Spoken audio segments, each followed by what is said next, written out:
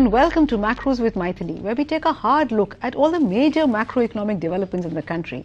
In this edition, we're going to take a hard look at the government's recent decision to hike the foreign direct investment or FDI limit in defense and railways, even as a hike in the FDI limit in the insurance sector seems stuck in political wrangling. Will the cabinet decision be a game changer? Not only as far as defense and the railways are concerned, but also in terms of FDI inflows. After all, when it comes to positive spin-offs, FDI is streets ahead of FII, foreign investment, institutional investment inflows. So will the latest relaxation be the proverbial pot at gold at the end of the rainbow? We've got an eminent panel to give their perspective on the issue. Joining me are Rajiv Kumar, former Secretary General FICCI and presently with the Center for Policy Research Delhi, and Nagesh Kumar, Director of the UN-ESCAP's South and Southwest Asia Office in New Delhi. Welcome to the show, gentlemen. Rajiv, if I may start with you. If you look at the latest FDI report 2014, it shows that China gets close to 36% of the Asia-Pacific FDI inflows, while India's share is less than 10%. Will the government's decision really change anything? Because after all, last year too, the government had relaxed the FDI limits in a number of sectors, and it made very little difference. So what is this all about? Is the hue and cry really warranted? Mythili, I hope it will change India's fortunes as far as attracting FDI is concerned, but you are quite right that merely liberalizing the limits on different sectors doesn't guarantee that you will start attracting dollops of FDI into the country, because foreign direct investor, unlike the portfolio investor, is looking at the investment climate, the ease of doing business, the availability of infrastructure, the availability of supportive policies supportive for the investment and the rest of that. So you see, FDI is a very different kettle of fish than, as you said yourself, than the FII, and as you said also, it's far more beneficial. What I think we need in India to attract FDI is a much more helpful, much more conducive environment for investment as a whole, and I think that will then attract both the FDI and also the domestic investment that has now fallen off. If I can turn to you now, Nagesh, what is your initial take?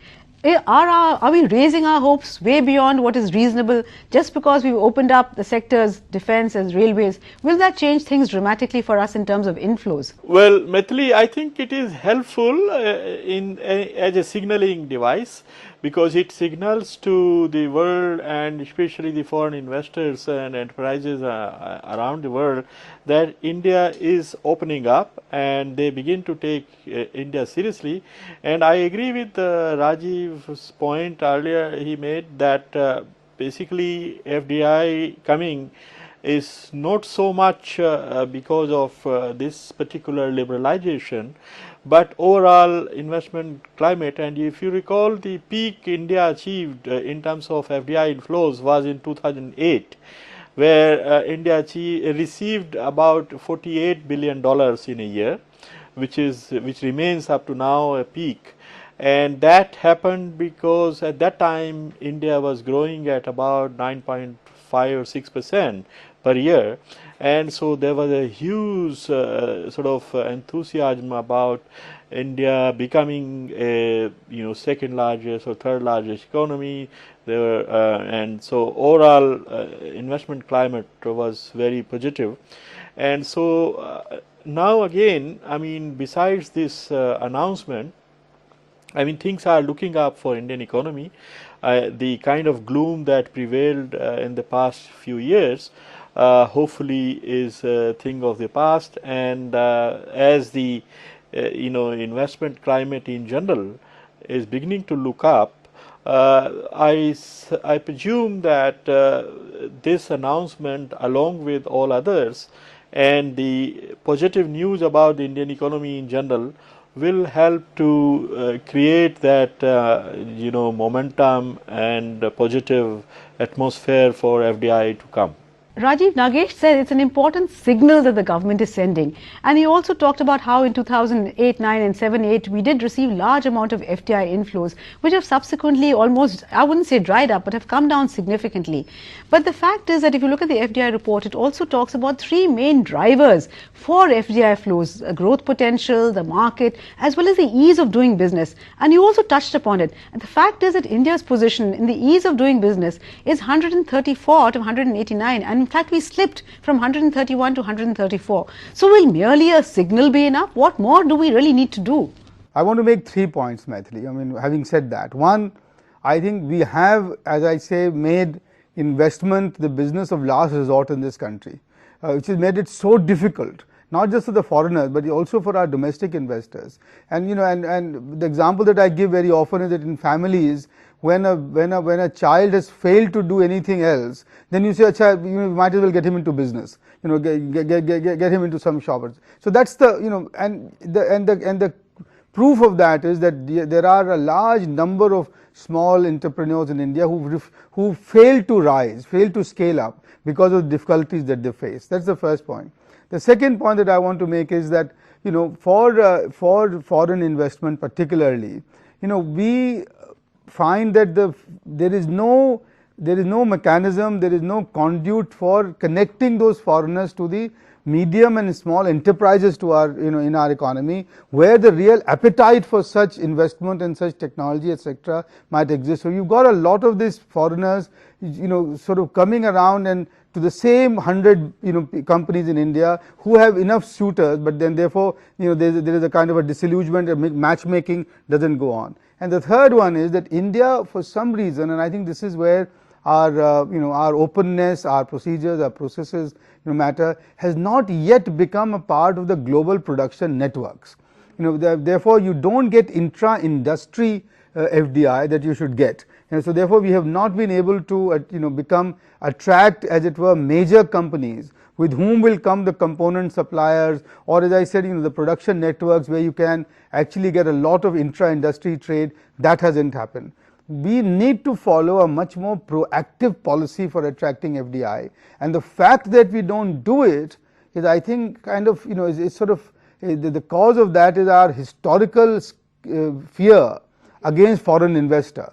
Every time you talk about a foreign investor, the ghost of East India Company is brought up, and that I think we have to get over that. So we really need to do much more to attract foreign investment, but on that note, I'm afraid we'll have to slip into a very short break, but please do stay with us. We'll be back very soon. Welcome back. You're watching Macros with Mythili, and we're discussing the FDI policy decisions of the government and whether that will be a game changer as far as FDI inflows is concerned. Rajiv, you spoke about how we've not made FDI central to our policy making and how we have a great deal of suspicion. Now, I think this suspicion was most in the case of defense FDI. Railways, not so much. Were these fears voiced, unvoiced? Are they warranted? Is national security really at risk? What is your take on that? Completely unwarranted, Mythili. These fears are completely unwarranted, because I tell you, if you can afford to depend upon foreigners to supply 70 to 75% of your equipment, defense equipment today, surely you can depend upon them while they are producing the same thing in India. So therefore, I think this is a bogey that has to be completely busted, because these are actually fears raised, I'm afraid, by some of our national companies, some of our domestic companies who don't want competition here and who would rather have a clear run of the field in this, and also the public sector units who are both in some sense combined in an anti-foreign stance towards FDI in defense. The people who, as I mentioned earlier, and I know some of them, a lot of very professional, technically capable small companies exist in India today who want this FDI so that they can joint venture with them and partner with them and scale them up.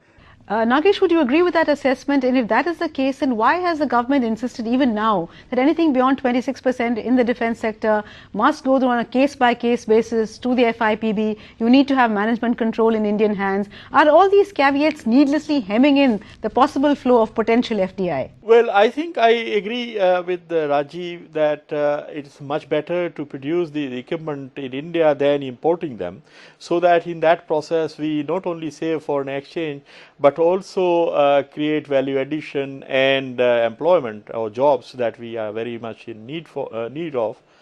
And about the sensitivities, I think because it's a defense and maybe there are some things in government's mind, and in addition that by making sure that there is a joint venture, the absorption of technology is faster or more effective.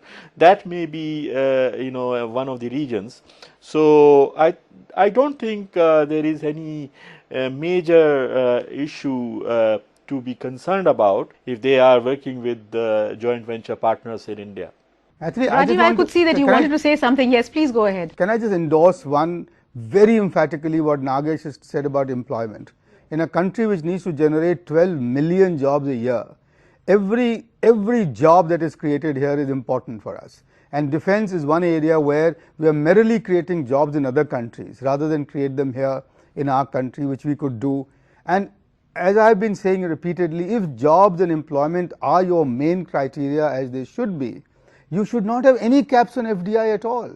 Now, what's your problem? You can bring it 75%, you can bring in 100%, and and if they are going to be producing here and then exporting from here, that will mean even more jobs in your country. Now the issue about this 49%, 26% is the argument that if you give them 49%, then the terms of transfer of technology will be more favorable to the Indian joint venture partner. Now okay, agreed, but the point is that this is only true for 1, 2, 3, 4 Indian firms. The large majority of Indian firms producing defense equipment are not in any position to bargain for transfer of technology. They are looking for any means by which they can expand their scale and get some new technology. So I think our policy should not be determined on by the interests of a handful of companies, but should look at broader national objectives like employment, like the scaling up of small and medium enterprises, and that is where I think we may well have gone a bit too cautious in only permitting 49% FDI in defense. So if employment, job creation, and these are the factors that will be considered, then why have we opted for the FIPB route? After all, a case-by-case approval, A, it slows down the process, B, there can always be charges of corruption which are never very far from in the Indian context. So should these have been left to the automatic route? After all, at 49%, there's not that much damage that you can do. So would the automatic route have been better, both in the case of railways as well as defense? Well, the railways, of course, it would have been better. It must have been done. It should have been done. But for the defense, the only argument that you can make, defense is a strategic, defense is, involves our security, etc. So therefore, we do want to know what you're doing. But clearly you can do that even after the thing is on an automatic route. You can, because even if somebody comes in and it starts producing things which you think are inimical to your security, you can quite clearly shut it down without any problem. So I think the FIPB is another hoop that you put it into it. And as you say yourself, that just slows down the process and has the possibility of generating rents, which I hope it will not do. But the more interesting thing is that they have said that they will go up to 100% on a case-by-case basis if there is frontline technology and if the Indian management is Indian. Now, I think these caveats, these sort of distinctions, etc., all make for unnecessary complications. So keep it simple really is the way to go as far as Rajiv is concerned. But Nagesh, would you agree that the term Indian control, Indian management is in practice very difficult to define? So it's better to steer clear of these things, or is it a necessary caveat? No, I think Mythili, the control can be exercised with as little as 10% for ownership. So it is really, making no sense that we have these caps. So if the technology supplier or the foreign joint venture partner wants to control, it can exercise very significant amount of control even with the 49% or even less. 25%, 26%, 10%. So what matters is how the rest of the shareholding is distributed. But it certainly helps if there is a clear Indian partner, who can work with the foreign investor, and in that process some absorption of technology takes place. And this is what has happened in all different cases wherever local companies have emerged as significant players and producers. They worked with the foreign joint venture partner. and whether it is Tata Motors, which worked with Mercedes-Benz as a joint venture partner and gradually began to produce them on their own. So I think government may have this in mind, that by having a joint venture partner, you probably create more conditions for transfer of technology and eventually a locally anchored capability. But at the same time, I mean, these conditions may discourage foreign investor to really transfer top end technologies, and so there is a mix of it's one has to really find a very corner solution. But as Rajiv says, hopefully these conditions may be just to go cautiously, and over time, when government sees that this is bringing investments and more needs to be done, hopefully they will be liberalized or lifted over time.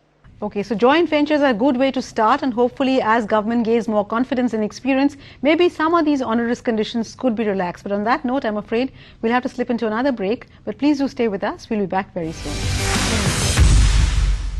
Welcome back. You're watching Macros with Mythili, and we're discussing the merits of the FDI decision taken recently by the government to raise the FDI cap in both railways as well as defence. Rajiv, we've talked about the benefits even in sectors like defence, which normally were no sectors, but then why is there so much hesitation when it comes to insurance? Agreed, it isn't the statute and it has to go through Parliament, but why is it being held back? Why is the Congress party not willing to kind of go along with the BJP government? I'm afraid this is just a political tit for tat, and therefore really really regrettable, because at this stage the Congress party, having lost the elections as they have done, must realize that they have to rise above these very petty partisans, or if you like petty egoistic positions, and work for the national interest, because otherwise the electorate will hold them responsible even more, because it is essentially their bill. They wanted to bring it to the Parliament. The BJP, I'm afraid at that time, not correctly, wrongly opposed them at that stage. Insurance sector needs huge amounts of capital.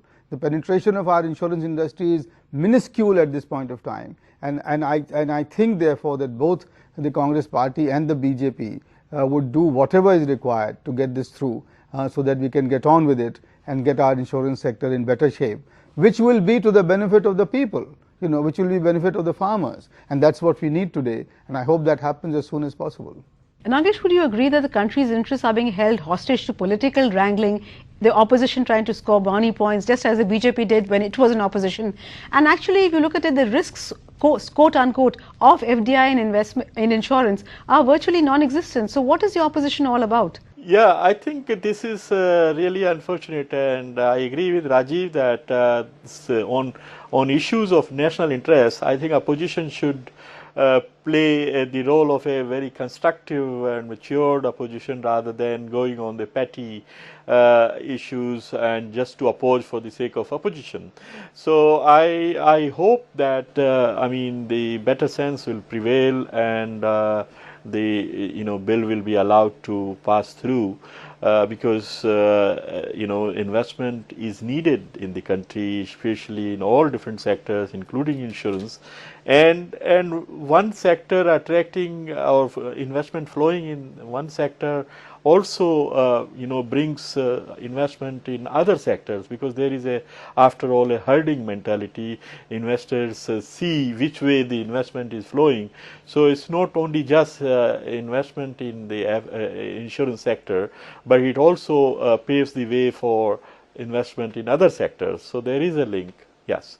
Rajiv, would you agree that every time there's so much of a brouhaha made about FDI, and papers go to town, government goes to town, we saw it in the case of FDI in retail, but every move to open up doesn't seem to result in commensurate inflows. Is it because something is missing in our overall FDI framework? Will a small negative list be better than this constant twiddling and tweaking with ceilings and caps? Would that be a better way to go? What explains the very dismal inflows in concrete terms?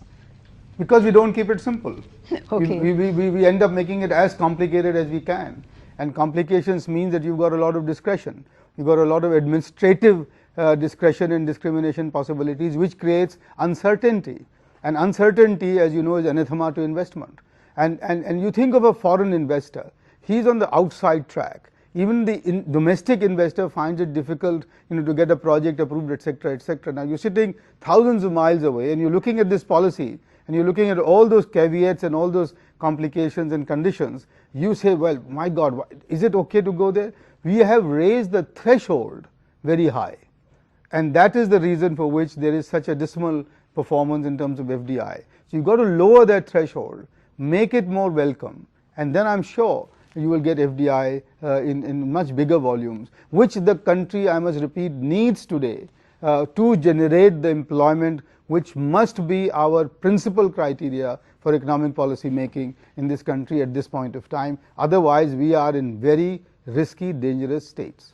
So is that really the crux of the problem, Nagesh, that there's been policy flip-flop, no certainty, and this is why actually FDI has not come in, because India has a huge market to offer, but investors want to know that what will they get once they enter. Would you agree with that? And will a small negative list be a better way to go? Well, I think policy certainty is very important, that investors know that the investment regime that the country has developed will stay in place.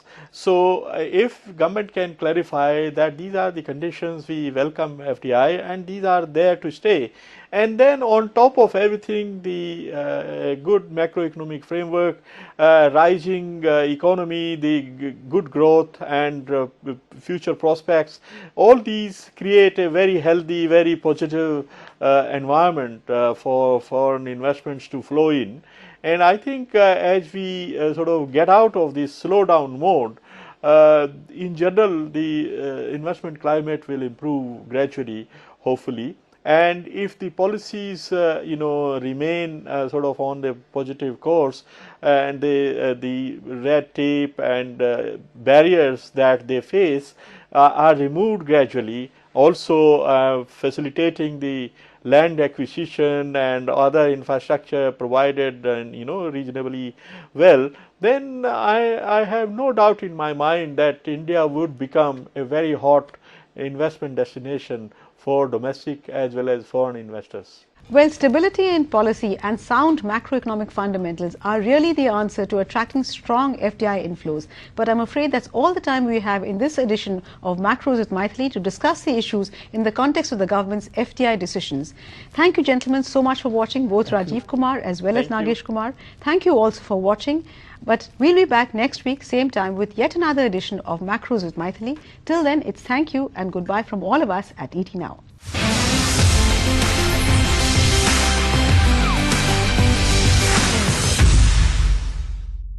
Find us on Facebook at facebook.com/etnow and don't forget to click the like button. You can also follow us on Twitter at etnowlive. To stay updated with all our programming, hit the subscribe button on our YouTube channel by logging on to youtube.com/user/etnow.